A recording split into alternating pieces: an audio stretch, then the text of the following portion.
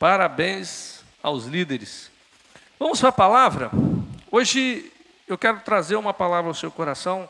Queridos, nós vivemos uma guerra. Talvez você ache que não, mas o mundo está em guerra e nós vivemos no meio de uma guerra. Tem pessoas que acham que não, né? Que está tudo tranquilo, que nada está acontecendo, mas nesse mundo existe um sistema espiritual que se movimenta no sobrenatural. Isso faz com que as coisas comecem a acontecer. Às vezes você chega num lugar, você já chegou num lugar e você sente algo estranho naquele lugar. Você chega e fala, tem algo aqui que não está legal. Você chega numa casa, você fala, nossa, a casa aqui está carregada, né? O que acontece? Então nós vamos falar um pouco sobre o nosso adversário. Eu e você, nós temos um adversário. E ele não dorme, ele trabalha 24 horas por dia. Eu já contei aqui várias vezes, mas sempre nós temos visitantes na igreja.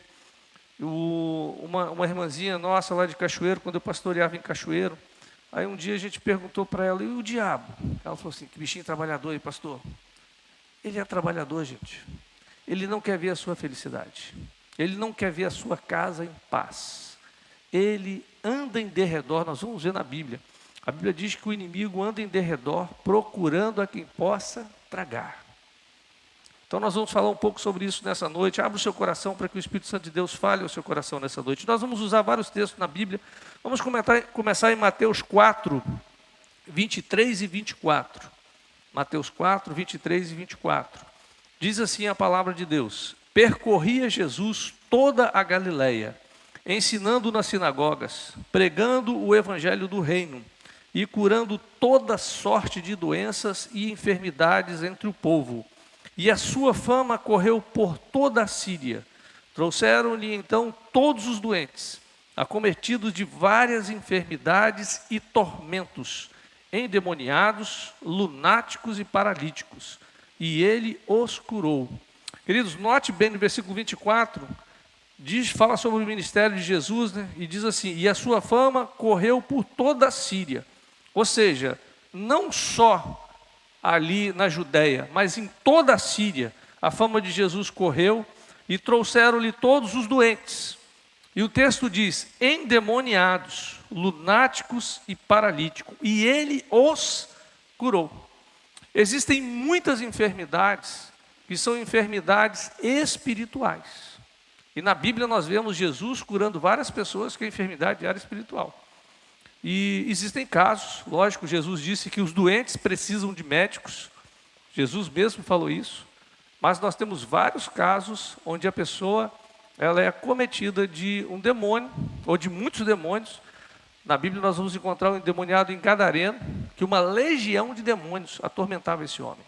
E nós vemos hoje na nossa sociedade pessoas que são escravizadas no álcool, na droga, na prostituição, no remédio, na doença. E muitas das vezes isso é de origem espiritual. E nós vamos aprender um pouco sobre isso.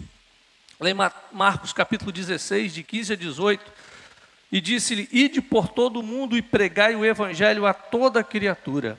Quem crê e for batizado será salvo. Quem, porém, não crê será condenado. Estes sinais hão de acompanhar aqueles que creem. Em meu nome expelirão demônios, falarão novas línguas, pegarão em serpentes, e se alguma coisa mortífera beberem, não lhes fará mal. Se impuserem as mãos sobre os enfermos, eles ficarão curados. Quem crê e for batizado será salvo. O batismo é uma identificação, gente. Porque quando você recebe o Senhor Jesus como seu Senhor e Salvador, o batismo ele tem uma simbologia. Não importa se é com muita água, pouca água, mas a simbologia do batismo quer dizer que você morreu para o mundo e nasceu para Jesus. Porque o evangelho ele tem a ver com o novo nascimento. Tem que nascer de novo. E o batismo tem essa simbologia. A Bíblia, ela traz o nome original do nosso inimigo. Talvez você pense, pastor, eu já vi a mulher falar o seguinte, pastor, meu marido é o meu inimigo, meu ex-marido, né? Minha ex-sogra, meu ex é inimigo. Não, meus queridos, o seu inimigo, ele se chama Satanás, é o diabo, porque ele vai usar pessoas para te atormentar. Ele vai usar pessoas para tentar contra você. Você já ouviu aquela pessoa que te rouba a paz, né? Você fala, gente, estava uma paz tão grande, né? E de repente a paz sumiu. A paz sumiu. Teve um rapaz, durante muitos anos, na outra igreja que eu pastoreei, a gente tinha centro de recuperação, tinha dois, um de homens e um de mulheres, e teve um jovem, que a história dele foi interessante. Esse jovem, ele foi para o centro de recuperação, ele tinha uma dependência muito forte, ele conseguiu no centro de libertação, de recuperação se libertar, Jesus libertou ele, e ele ali ficou, né, aquele tempo, e ele chegou magro, e no final ele estava forte, estudando a palavra, pregando, dando testemunho, tocando, uma coisa fantástica. E ele achou o seguinte, olha, eu vou evangelizar as pessoas lá onde eu caí. Vou lá na Boca de Fumo, vou em tal lugar. E ele saiu do centro de recuperação, e a gente sempre diz, não volta para o lugar que você estava, vai para outro lugar. Porque onde você estava, as velhas amizades, essas coisas vão tentar te influenciar. Mas ele tinha um propósito, né? Ganhar as pessoas. Só que ele tinha deixado dívida no lugar que ele tinha. E, gente, esses caras não esquecem a dívida. Quando ele chegou e foi na casa da avó, a avó falou com ele o seguinte, olha, meu filho, vai embora, os caras não esqueceram de você. E ele falou, não, nova criatura eu sou, o velho homem já morreu, igual a gente canta aqui, né? O velho homem já morreu e é tudo novo. Gente, o diabo, ele não para. E aí o cara vai na boca, chega lá, os amigos, né? Pseudo-amigo, porque quem é amigo não leva ninguém para droga, né, gente? Quem é amigo tira, né? Amigo não te leva você para coisa errada. Uma coisa que a gente aprende é que o amigo vai te levar sempre a fazer o que é o certo. Porque o mundo está cheio de falsas amizades, né? Por isso eu falo sempre para os jovens, cuidado com quem você anda. Quem você anda vai determinar para onde você vai. Então, se você anda com pessoas que só faz coisa ruim, você vai acabar indo para as coisas ruins. Agora, se você anda com pessoas que só têm uma visão de futuro, assim vai acontecer com você. E esse jovem, ele volta para aquele lugar e o diabo já tinha tudo preparado para ele. Em pouco tempo ele caiu, em pouco tempo ele foi assassinado. Aí você vê, né, e a avó dele falando, olha, o diabo, desde pequeno, o diabo queria matar ele. E é a verdade, queridos, que a Bíblia diz lá em João que o inimigo anda em derredor. Ele veio para matar, roubar e destruir. Ele não quer que a sua casa seja uma casa de paz. Ele não quer que a sua família seja uma família que venha adorar o Senhor. Olha, a coisa mais complicada é quando a gente decide para a igreja, né? Tudo parece que dá errado. Quando você decide por Jesus, todas as portas parecem que fecham. Por isso aqui em Efésios o apóstolo Paulo diz que nós temos que estar preparados com toda a armadura para resistir o dia mau. Tem um dia lá no inferno que os demônios se reúnem e chama a turma toda e fala, hoje nós vamos na casa de fulano. Já aconteceu com você que na sua casa parece que aquele dia tudo deu errado, tudo.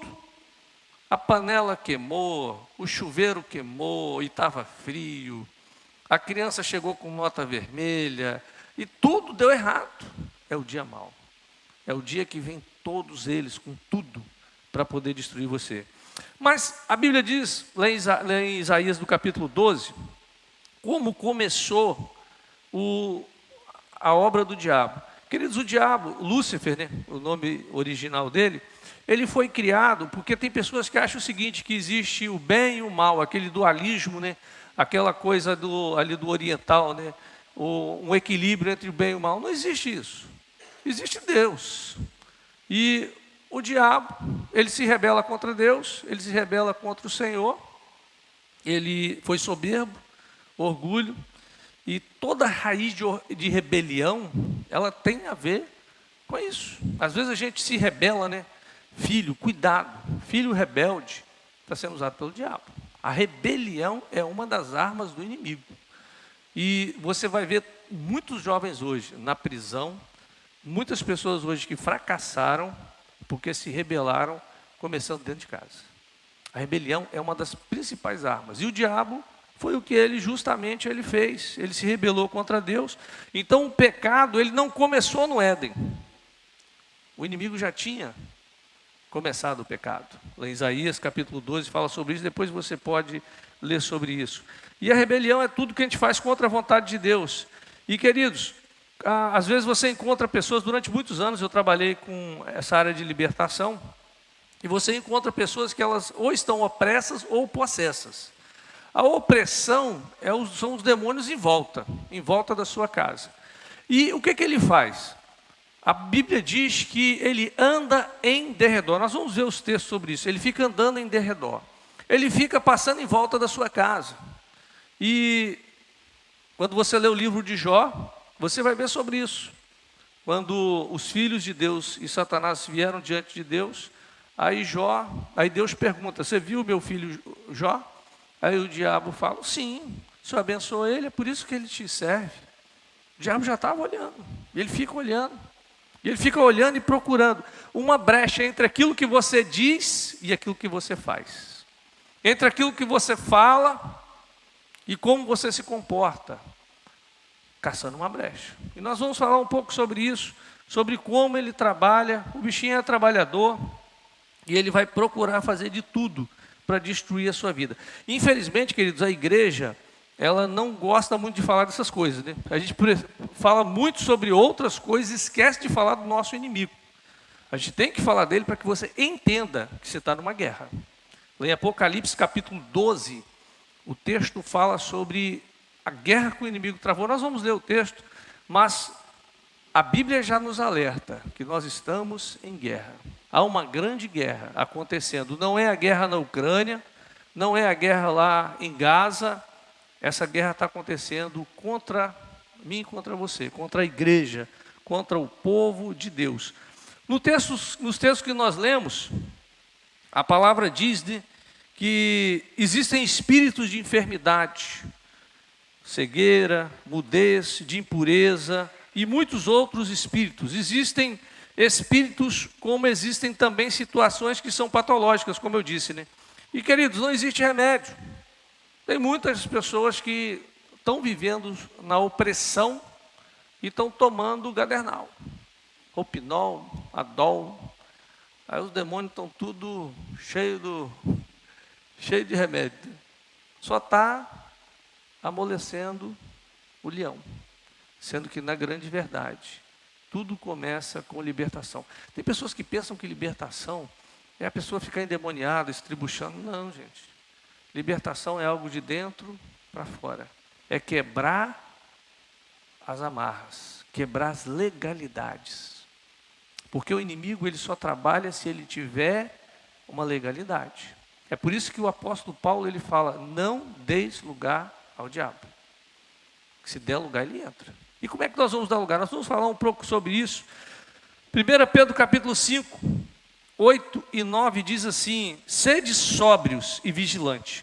O diabo, vosso adversário, anda em derredor como um leão que ruge, procurando alguém para devorar. Resisti-lhe firme na fé, certo de que sofrimentos iguais aos vossos estão se cumprindo na vossa irmandade espalhada pelo mundo. Hebreus 2, 14 e 15 diz assim: visto, pois, que os filhos têm participação comum de carne e sangue, destes também ele igualmente participou, para que por sua morte destruísse aquele que tem o poder da morte, a saber, o diabo, e livrasse todos que pelo pavor da morte estavam sujeitos à escravidão por toda a vida. Gente, eu já vi pessoas, quando nós começamos o nosso projeto no sertão, lá da Bahia, mais ou menos essa semana a gente comemorou 9 anos do Instituto Água Viva e nós já temos 10 da agência missionária. E a gente estava relembrando as histórias, né, do sertão, pessoas que há muitos anos, há mais de 30 anos, 40 anos, escravos da bebida. E teve um senhor que eu achei interessante, que ele bebia tanto que ele ficava caído na beira da estrada. Ficava caído na beira da estrada. E aquele homem, ele ouviu o evangelho bêbado. Estava bêbado, e o pastor Daniel pregou para ele, e o pastor Daniel fala: rapaz, se acendesse um isqueiro ali, ia pegar fogo. O homem ouviu o evangelho bêbado. aceitou Jesus bêbado, porque o evangelho tem poder de libertar. E aquele homem foi para casa e não bebeu mais. E hoje na casa dele tem uma igreja. Coisa, né? Só o evangelho faz isso. E nós vemos muitos outros casos. O pastor Éder está aqui, o pastor Éder lembra. A gente tem, né? Quando a nossa igreja começou o trabalho lá em Jatobá, foi num bar. O pastor Éder foi na terça-feira e estava todo mundo bêbado, né, pastor? E ele pregou para os bêbados. E na outra semana o irmão Zequinha não deixou ninguém beber, ainda não era irmão, né? E aí na outra ele falou, agora eu quero ser crente. Fechou o bar. Abrimos uma igreja naquele lugar. E aquela igreja abriu uma outra igreja num outro bar, numa localidade chamada Ponta do Mato, dessa localidade. E há um tempo atrás eu até gravei um vídeo com o irmão Duzão. O irmão Duzão, ele falando, pastor, se não fosse a igreja, se não fosse o evangelho, ou eu estava morto ou eu estava preso. Que todo dia eu bebia, todo dia. Ou eu ia matar, eu era brigão, e ele era fortão, falou assim, ou eu ia matar ou eu ia morrer. E aí, queridos, o evangelho liberta esse homem. Só o evangelho liberta. Não foi para centro de recuperação, não precisou passar por uma clínica, ele precisou confessar Jesus como Senhor e Salvador da sua vida. Mas vamos entender o que está acontecendo lá em Apocalipse capítulo 12. Apocalipse capítulo 12 fala das 3 guerras que o inimigo travou. Do versículo 7 ao 9, diz assim, houve peleja no céu. Miguel e seus anjos pelejaram contra o dragão. Também pelejaram o dragão e seus anjos. Todavia não prevaleceram, nem mais se achou no céu o lugar deles. E foi expulso o grande dragão, a antiga serpente, que se chama Diabo e Satanás, o sedutor de todo mundo. Sim, foi tirado para a terra, e com ele os seus anjos. Primeira guerra que o inimigo travou foi contra Deus. Mas, queridos, o nosso Deus não precisou pelejar. A Bíblia diz que Miguel e os anjos pelejaram. A Bíblia diz que 1/3 dos anjos caíram. Eu não sei quantos anjos tem no céu, mas eu sei que 1/3 caiu. Imagina o tanto de demônio que tem por aí. Tem muito demônio trabalhando na terra. Tem muito demônio, porque eles não querem ficar sozinhos. Quando Jesus expulsa o demônio do gadareno, os demônios falam o seguinte, Jesus, não nos mande para o inferno. Você vê, né? Eles não queriam voltar para casa, porque o lugar deve ser ruim, né? Geralmente, você quer voltar para casa, eles não queriam, não. Manda para o porco. Foram para o porco. Porque eles não queriam voltar para casa. Aí eu fico pensando, se nem o demônio quer voltar para casa, por que tem gente querendo ir para lá, né? O lugar deve ser ruim, com força, e ter um monte de gente querendo ir. E aí, queridos, o texto diz que Miguel luta, e eu fico pensando o seguinte, os demônios, ele seduziu, Satanás, ele seduziu 1/3 dos anjos. Os anjos estavam no céu, estavam na presença de Deus, na presença da adoração. Aí eu e você, a gente pensa assim, não, pastor, o diabo, comigo não tem vez não. Meu irmão, você não é anjo não. Se os anjos caíram, imagine eu e você enfrentar o inimigo. Pensa só Adão e Eva no paraíso. Gente, o paraíso tinha comida, o paraíso tinha um clima perfeito, o paraíso era o paraíso, gente. Tem gente que fala o seguinte, eu caí no pecado, foi por causa das más companhias. Lógico que Eva estava andando com a serpente, né?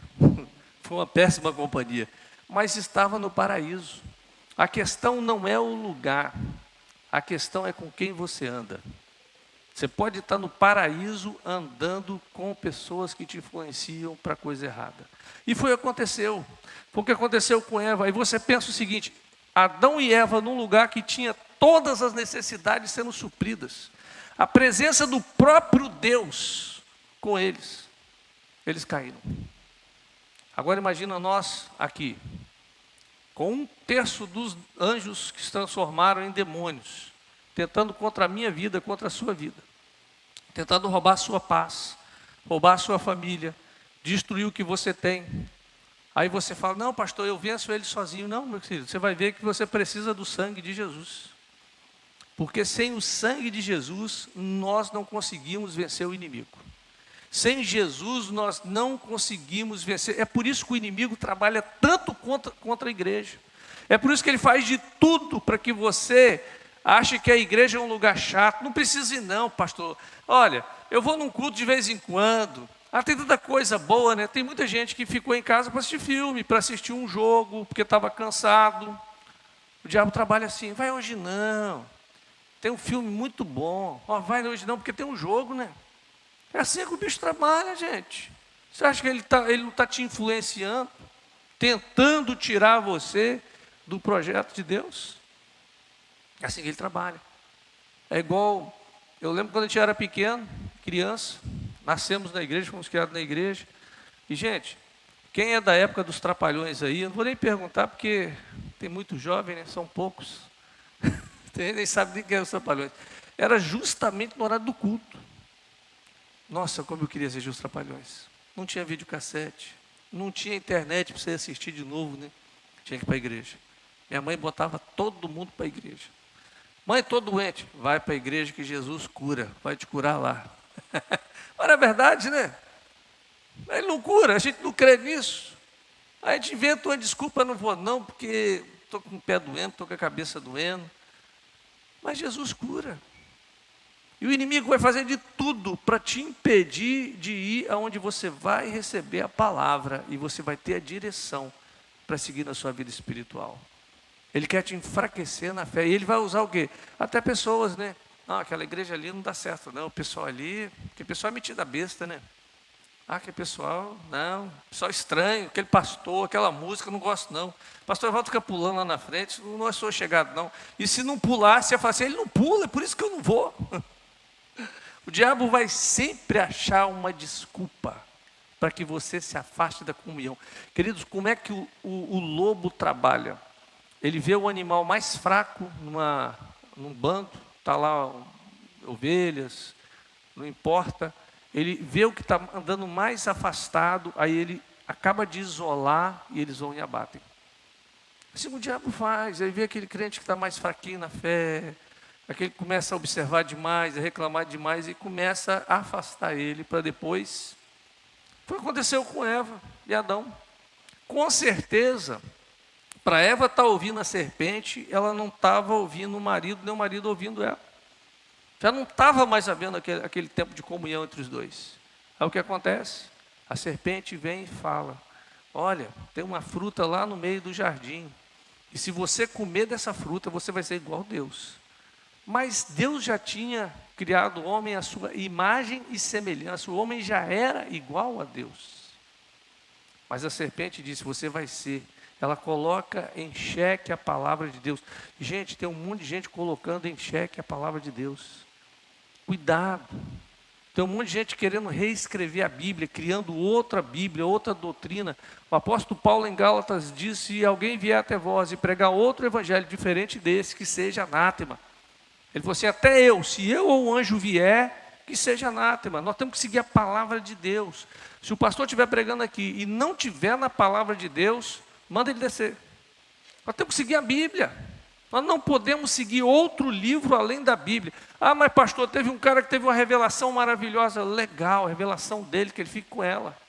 Mas nós seguimos a palavra de Deus. Porque, queridos, todo puxadinho vai levar a um problema.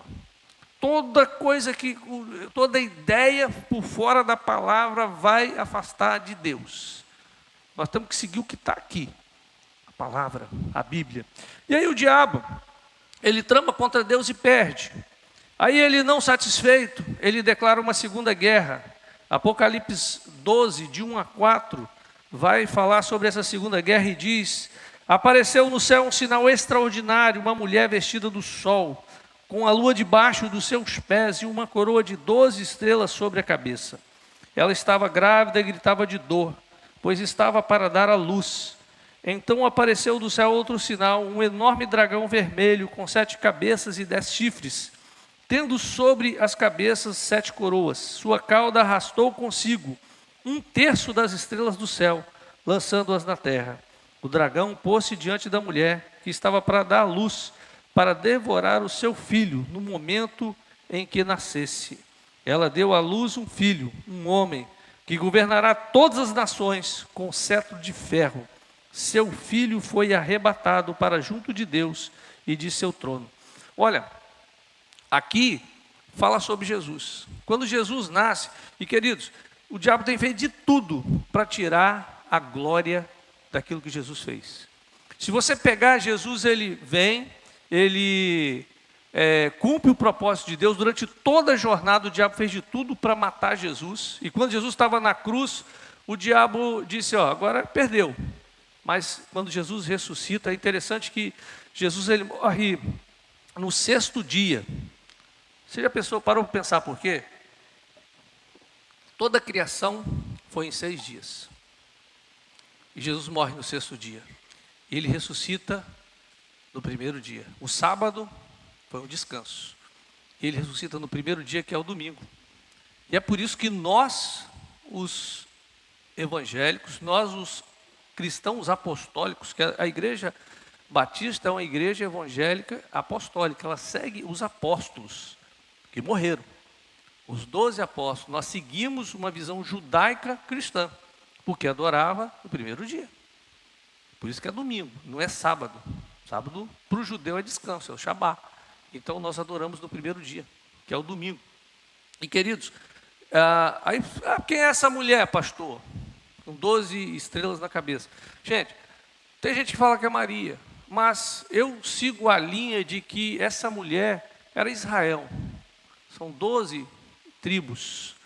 E Maria, ela vem de Israel, a raiz dela é de Israel. Então, mas isso aí é outra história, isso é teologia. Não, nós vamos discutir isso aqui hoje, não, senão a gente não vai chegar em lugar nenhum e você não vai entender nada. Mas o que importa é que Jesus, ele derrotou Satanás. Lá no versículo 11 diz, né? Pelo sangue, eles o venceram pelo sangue do Cordeiro. Ou seja, nós vencemos o inimigo pelo sangue de Jesus. Amém? O sangue de Jesus. Jesus, por isso é que nós temos Jesus como nosso Salvador, porque ele morreu na cruz e foi através do sangue de Jesus que nós alcançamos a vitória. Se Jesus não tivesse morrido na cruz, se ele não tivesse sido morto pelos nossos pecados, nós não estaríamos aqui.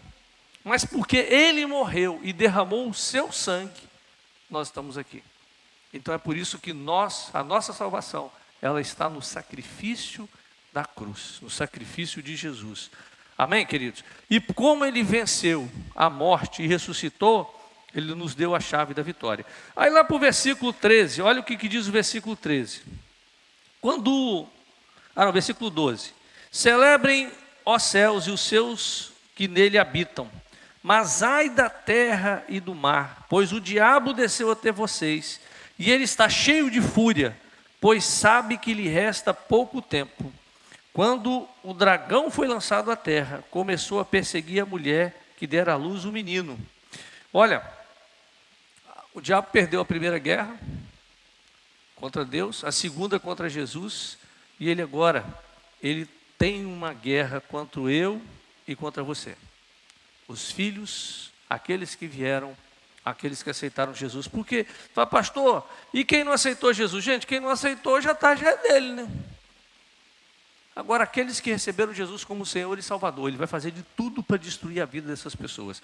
E aí, queridos, por que ele luta com tanta ferocidade? O salmista no Salmo 78, versículo 8, ele diz que Israel foi uma geração obstinada e rebelde, geração de coração inconstante, cujo espírito não foi fiel a Deus. O diabo inunda, ele vai fazer de tudo para fazer você desviar. Tudo. Vai fazer de tudo. E queridos, durante a minha trajetória, até hoje, sempre o diabo faz de tudo para me afastar do projeto de Deus. Desânimo. Olha, para que você está fazendo isso? Por quê? Às vezes a gente fica olhando, você imagina o apóstolo Paulo, ele morre só na prisão. Para muitos, se fosse hoje com a teologia da prosperidade, que é outra coisa que o diabo tentou trazer para a igreja, se fosse hoje, as pessoas iam falar, o apóstolo Paulo foi um derrotado, não pôde nem voltar nas igrejas que ele pregou, mas foi o homem que deixou para nós a maioria das cartas e a direção que a igreja deveria seguir. Porque, queridos, para Deus não importa a quantidade, para Deus importa é propósito. Você tem que cumprir o propósito de Deus. Ele tem um propósito para você. Ele tem um chamado para a sua vida. É um chamado que não tem para outro, é para você. Assim como foi para Jonas, Jonas tinha que ir para Nínive. Ele tem um chamado para a sua vida e o outro não vai fazer. Olha, vamos continuar. Jesus em João 14:30, ele diz: porque aí vem o príncipe do mundo e ele nada tem em mim. Jesus, ele não dava brecha, gente. Jesus não dava brecha. É igual mentira, né? Tem gente que fala o seguinte: mas a mentira foi tão pequenininha. Quem é o pai da mentira? Hein? O diabo. Então, quando você mente, você está fazendo o quê? Você está tendo como pai o Satanás. Então, nós não podemos mentir. Gente, o cristão tem que ser sim, sim, não, não. Às vezes a gente quer dar uma consertadinha, né? Fala uma coisa ali, outra. Mas o apóstolo Paulo, em Efésios 4:27, ele diz: não deis lugar ao diabo. E eu quero, para a gente caminhar para orar, porque ainda tem algumas coisas ainda para a gente fazer nessa noite, dar 4 exemplos de como o diabo procura terreno em nossas vidas. Hebreus 10:25. Não deixe de congregar-nos, como é costume de alguns. Antes façamos a admoestação, e tanto mais quanto vedes que o dia se aproxima. Primeira coisa, não deixe de se congregar. Queridos, não existe igreja online. Não existe igreja em casa. Olha, o que existe é a prioridade. Às vezes a pessoa fala: eu não vou hoje na igreja. A gente coloca tanta coisa, a gente dá sobra para Deus. Não vou fazer devocional, mas porque eu não tenho tempo. Mas tem tempo para assistir filme. Tem tempo para o Netflix. O diabo é esperto, gente. Criou um Netflix aí, quanto é que custa? R$30, R$20. O cara tem um monte de filme para controlar a sua vida, para destruir você, para roubar o seu tempo, a sua energia. Muitos homens estão hoje enfiados na pornografia dentro do celular. E olha, de graça. O cara abre o celular, está lá na pornografia. Dando lugar ao diabo. Ele está ouvindo, aproveitar o que a internet tem, né? Tanta pregação boa, as nossas estão tudo na internet, no YouTube. Pregação, louvor, tanta coisa, né? Bíblia online para você ler, tanta coisa, a pessoa vai justamente para aquilo que derruba. Esses dias eu estava vendo uma reportagem de uma jovem influencer. Gente, tem um tal negócio de influencer aí, pessoas que influenciam os outros. Aí você vai ver a vida da pessoa totalmente torta. Aí está ela influenciando. E tudo mentira, né? Porque cada foto depende de onde você tira e do ângulo que você tira. Aí passa coisas para as pessoas, manipula pessoas, vende produtos, faz as pessoas se endividar. Esses dias no jornal estava falando de uma pessoa que num joguinho, né, chamado Tigre, negócio assim. A mulher jogou R$90 mil. 90 mil. Perdeu R$90 mil. E muitos já perderam. O diabo, meu filho, está trabalhando. Ele não para de trabalhar. Olha, você já viu traficante rico? Gente, boca de fumo funciona só nas crocas. Só lugar ruim, escondido. O cara entra no tráfico, ele já assume uma dívida. E ele tem que continuar ali, porque ele tem que ficar pagando a dívida, enrolando a dívida. Você não vê um traficante com dinheiro. Esses dias eu estava vendo a reportagem no Marrocos, onde produz o tal do haxixe e da maconha. Os agricultores são pobres, extremamente pobres. Escravo. Tem que continuar fazendo, porque tem que pagar propina para a polícia, fazer não sei o quê.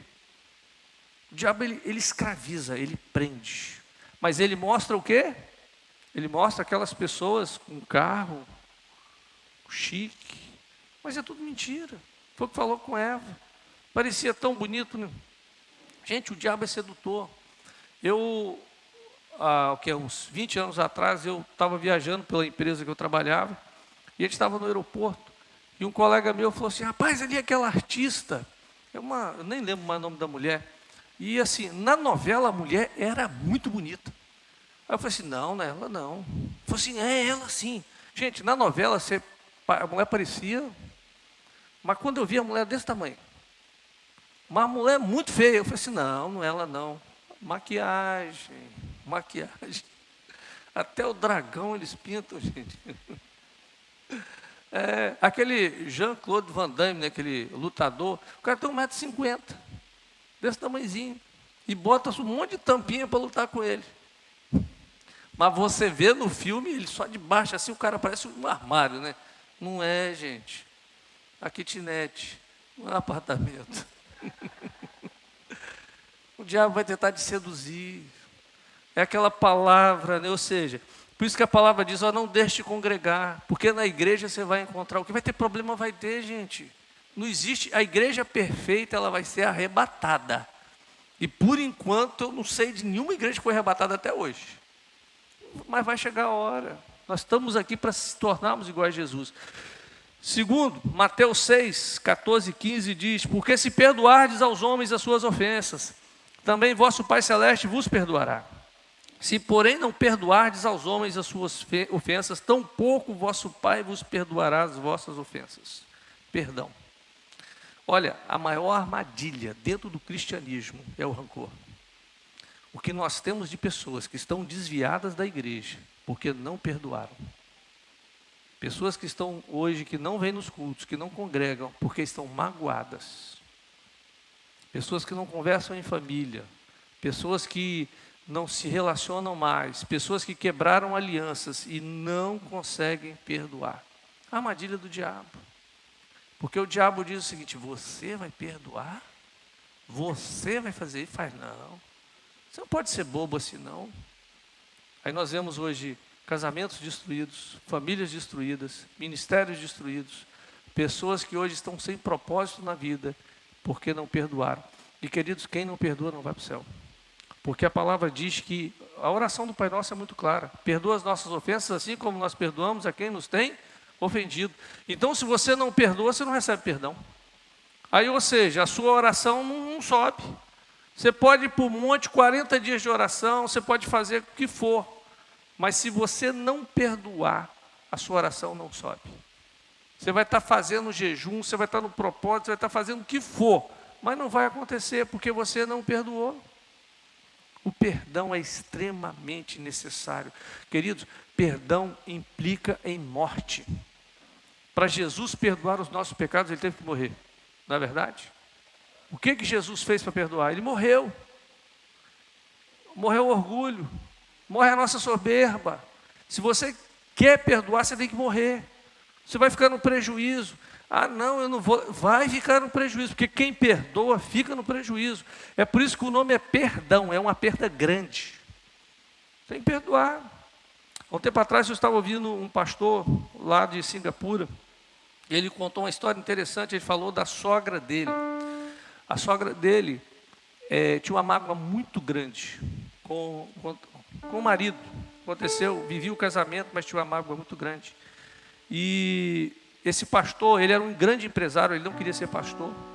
E ele estava em casa, e estava preparando para ir para a igreja, e ele sofreu um infarto. Infartou, chamaram a ambulância, e o corpo dele, ele viu o corpo dele indo na ambulância, e ele foi levado. E diz ele que chega, e o pessoal lá tentando ressuscitar ele. E diz ele que quando chegou no céu, Jesus falou com ele, olha, falou muitas coisas. Ele foi um tempo assim tão grande, tão pequeno, onde ele ouviu tanta coisa. Ele falando, olha, você tem um chamado. E se você não cumprir esse chamado, como eu te dei a vida, eu posso tirar a sua vida. E falou o seguinte, olha, a sua sogra, ela vai para o inferno, porque ela tem uma mágoa muito grande no coração. E você vai ter que falar para a sua sogra. E diz ele que viu a hora, né, que o corpo dele volta à vida.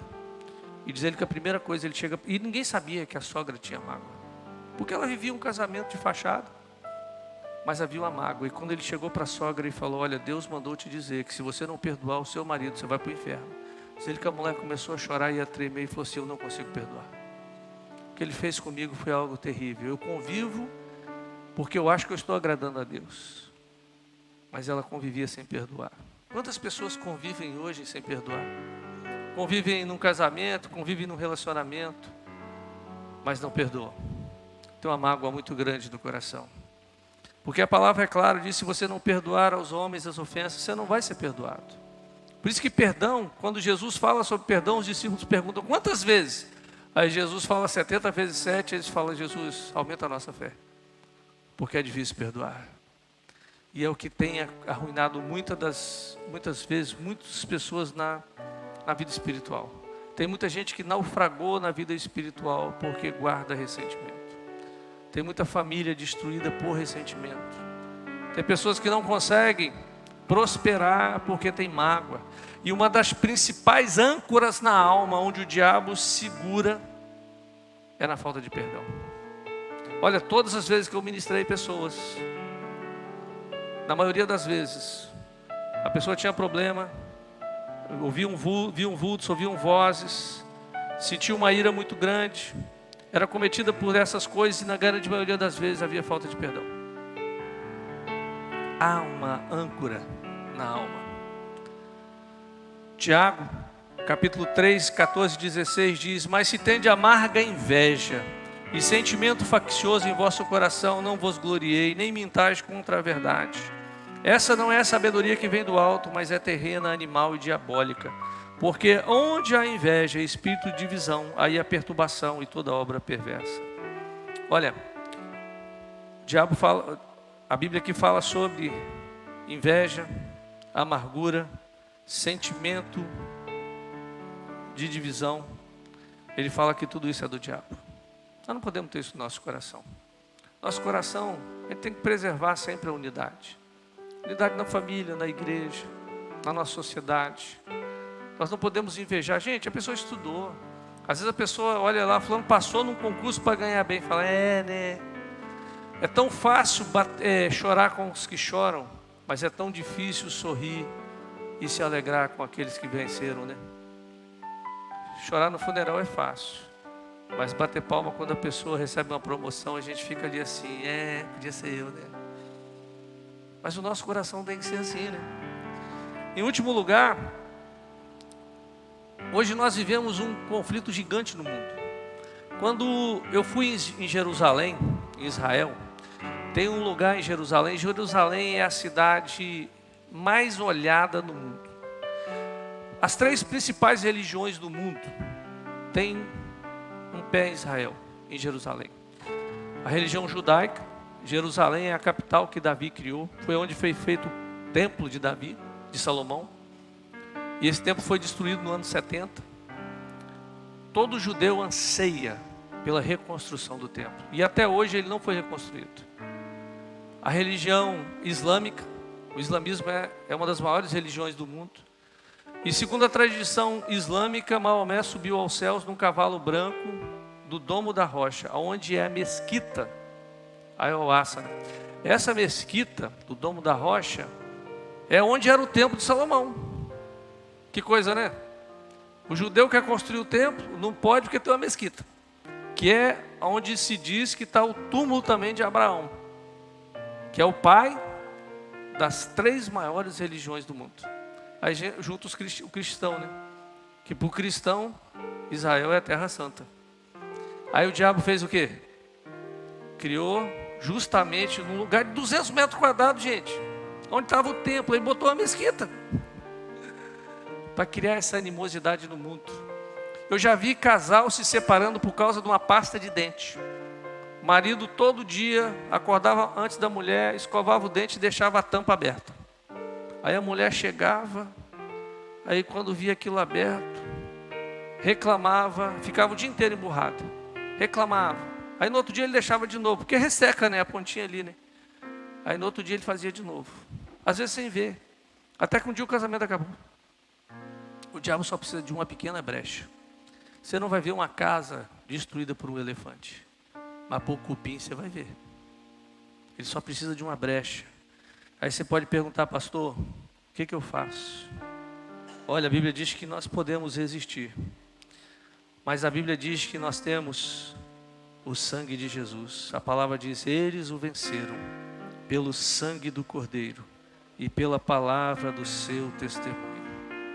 Hebreus 10, 19 e 20 diz, tendo, pois, irmãos, ousadia para entrar no santuário, pelo sangue de Jesus, pelo novo e vivo caminho, que Ele nos consagrou pelo véu, isto é, pela sua carne. Apocalipse 12, 14, foram dadas à mulher 2 asas de grande águia, para que voasse para o deserto, ao seu lugar onde é sustentada por um tempo. E ali, queridos, Deus nos sustenta, Ele leva-nos com as suas asas.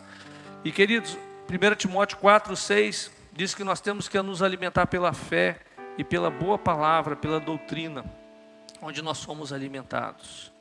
Se nós confiarmos no Senhor, se nós nos alimentarmos da palavra, nós venceremos o inimigo. Talvez o diabo está trabalhando na sua casa. Olha, hoje nós vivemos uma geração que não sabe nem o sexo que tem, uma geração sem identidade. Quem é que provoca isso? É o inimigo, porque o inimigo, ele vai contra a criação de Deus. Ele vai dizer, não, você não é homem, você não é mulher, você é um cachorro. Tem gente que acha que é um cavalo, um cachorro. É assim que o inimigo, ele está confundindo a mente das pessoas. Ele está confundindo a mente das pessoas. Ele está pervertendo os valores. Está destruindo a família, porque ele sabe que se ele destruir a família, o resto é fácil. Mas nós vencemos pelo sangue do Cordeiro.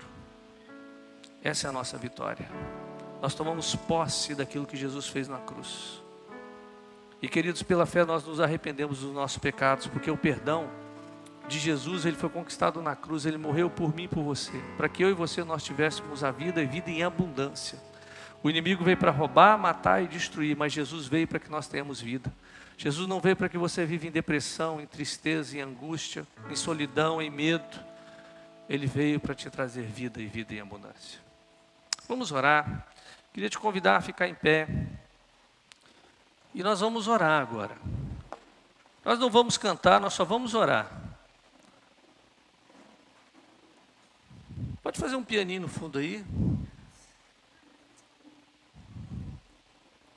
Cleiton toca 2 pianos ao mesmo tempo, hein, Cleiton? Isso é bom, hein? Eu não sei como você entrou aqui hoje.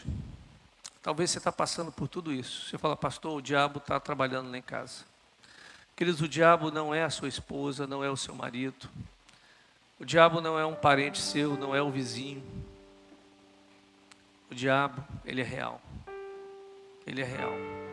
E às vezes nós não vencemos porque nós lutamos com a ferramenta errada. Nós lutamos com o grito. A gente quer resolver na força do braço, né? A gente quer resolver na inteligência. A gente esquece de usar a palavra. Eles o venceram pela palavra, pelo testemunho. Jesus venceu o diabo, foi pela palavra. E nós vencemos pelo sangue. Que coisa, né? Eu era criança. A primeira igreja batista de Goiabeiras, a gente era dali, desde o começo da igreja. E a igreja era num templozinho pequenininho. E tinha um pastor Carlos Rubens, eu nunca esqueço. O pastor estava, e sempre tinha um centro de macumba do lado da igreja, e eles falavam que ia fechar a igreja. E todo domingo entrava um endemoniado na igreja. Não sei se você lembra, né, mãe? Eu era pequeno, eu estava sentado lá na frente, o pastor está cantando, tocando acordeon. Ah, poder, força sem igual, só no sangue de Jesus. E tocando, e entrou um endemoniado. Na hora que o cara chegou na porta, o pastor parou e falou, para aí. Gente, o cara ficava assim, querendo ir e não conseguia sair. E o pastor falou assim, no nome de Jesus você sai agora. O cara deu uma rodada e pô, caiu. Onde eu estou? Há poder no nome de Jesus. Você fala, pastor, mas quem sou eu para me apropriar desse nome? Você é redimido pelo sangue. Você é justificado pelo sangue, porque quando o diabo olha para você, ele vê o sangue de Jesus, mas você tem que tomar posse dele. Queridos, o evangelho é pela fé. Pela fé você crê que os seus pecados foram perdoados, é pela fé. Não é porque você é bom, não é porque você é bonito, não é porque você deu oferta, é pela fé. Você crê que ele morreu por você. Você crê que você é alvo do amor de Cristo. Você crê que ele morreu por você naquela cruz. Você crê e você recebe. E daí, queridos, o inimigo, ele não tem mais poder sobre a sua vida. Porque quando ele olha para você, ele vê o sangue de Jesus. E Romanos diz que ele está debaixo dos pés da igreja. Talvez você se sinta a unha encravada da igreja. O diabo está lá embaixo. Lá embaixo do pé. É por isso que nós vencemos, é pelo nosso testemunho. Testemunho de que nós cremos no poder que é no nome de Jesus. Quero orar agora. E se você sente que o inimigo tem trabalhado contra a sua casa, a sua família, Sai do seu lugar e vem aqui à frente para a gente orar. Nós vamos fazer uma oração simples, que hoje nós temos ainda os irmãos do casados. Mas se você sente, sai do seu lugar e vem aqui à frente para a gente orar.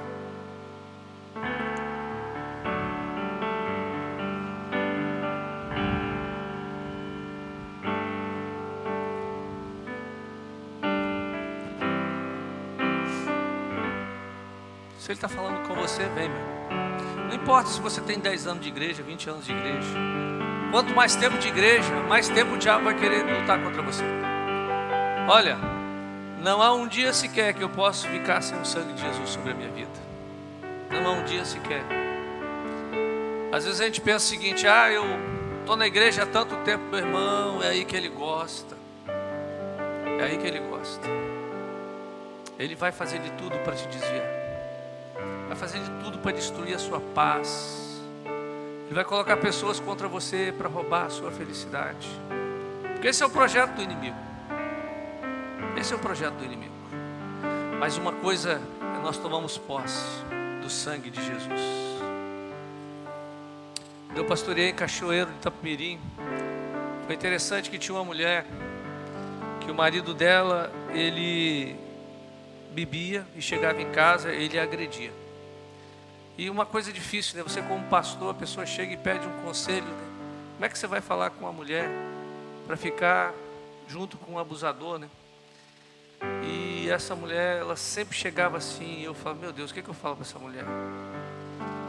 E eu, um dia pregando, eu falei: há uma autoridade sobre a sua vida, e essa autoridade é o nome de Jesus. Eu falando para a igreja, e essa mulher, ela chorou, e eu falei assim: há uma autoridade na sua vida, e essa autoridade é o nome de Jesus.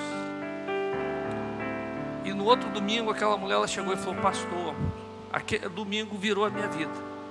Olha, naquela semana, meu marido chega bêbado, como sempre.